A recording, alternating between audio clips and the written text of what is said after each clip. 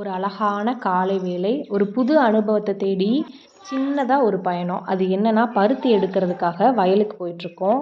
இதோ இப்ப நீங்க பார்க்குறீங்க இல்லையா? இதுதான் பருத்தி. இது விளைஞ்சதுக்கப்புறம் இந்த பருத்தி காய் வெடிச்சு இப்படித்தான் பஞ்சா கிடைக்குது.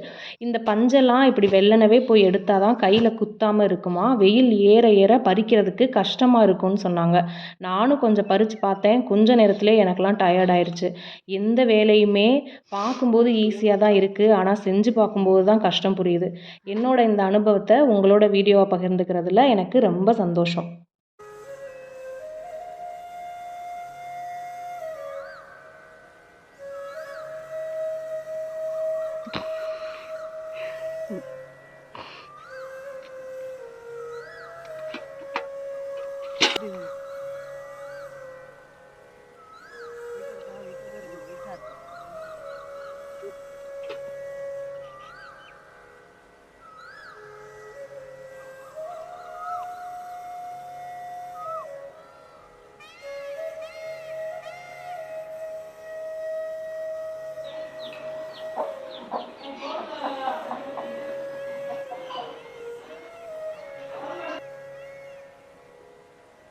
எடுத்துட்டு வந்த பஞ்சு எல்லாத்தையுமே இந்த மாதிரி மொத்தமா ஒரு இடத்துல கொட்டி வச்சு, கொஞ்சம் கொஞ்சமா பஞ்சு தனியா, கூடு தனியா பிரிச்சு எடுக்குறாங்க.